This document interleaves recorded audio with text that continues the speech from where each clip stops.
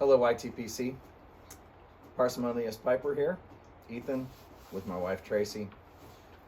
We are celebrating our 29th wedding anniversary today, and to do so, we rented a cabin out in mountains of rural North Carolina for a couple of nights. And as you can see, I'm popping some pictures of the drive in.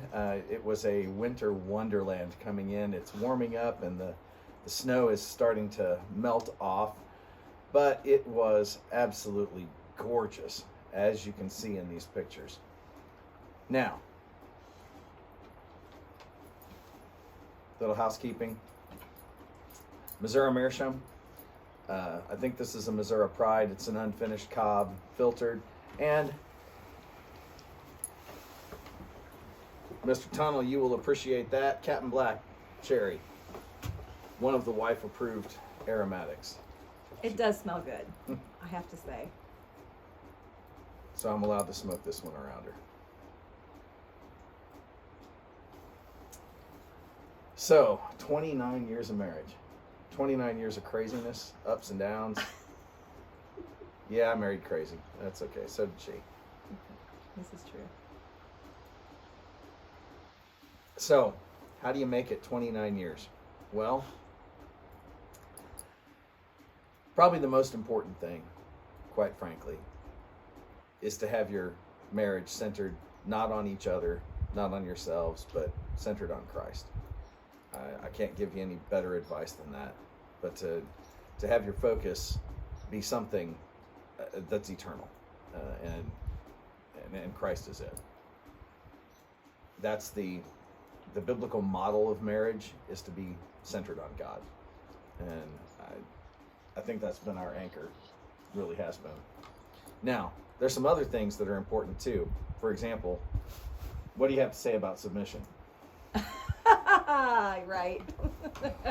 That whole submission thing, he's got the harder role. If you read that from the Bible and take it in the context how it was meant, he's supposed to love me like Christ loved the church. That's huge. And so it's no problem submitting to someone who does that.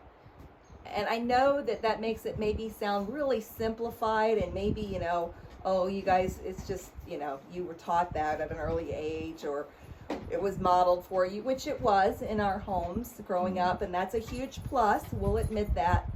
But we had to come to that conclusion on our own as well, that just because our parents had a great marriage and our grandparents stayed together through thick and thin, we have that legacy and we're thankful for that, but they would tell you that it was Christ that made the difference. And that's so important, so important. And it's never too late to come to him. We have not always had smooth sailing in our marriage. In the early years, it was tough. You're both working, you're trying to make ends meet, then come along, the kids come along, and that's a whole nother dynamic. And I'm not saying don't have kids, it's worth it, but anybody who's raised them knows that it's challenging. And you have to have a foundation in something. And when things get really ugly, and you have to have something to turn to. And for us, it's coming back to Christ. And we just do that. Early on in our marriage, and I may be talking too much. No. We had a moment of, I would say, a crisis, and we were not living Christian lives. Our son was just an infant, and we were going to church because that's what we were taught to do, but we were fighting constantly. I mean, constantly. And we just had a moment where we said, we've got to make things smoother and better. And we prayed right in our living room. It wasn't in a church service. It was in our living room, and we said, we're changing things from this moment on, and that's made the difference. Yeah, far too often Christians focus on just the beginning of Paul's instruction to husbands and wives, and that's wives submit to your husbands, and they don't continue reading. Paul says, husbands, submit to your wives and love them as Christ loved the church and laid down his life for them. So loving sacrificially is not easy, but that's the glue that holds you together, is putting the other person first. Not always easy, and we don't do it consistently. We have strong personalities, and our children are adults now, and so we like to gross them out and say, kids, yeah, you know that we fight hard, but we love hard also. That kind of grosses them out, but it doesn't always mean sexual love. But you know, that's important too, and so keep it hot, keep it No. spicy.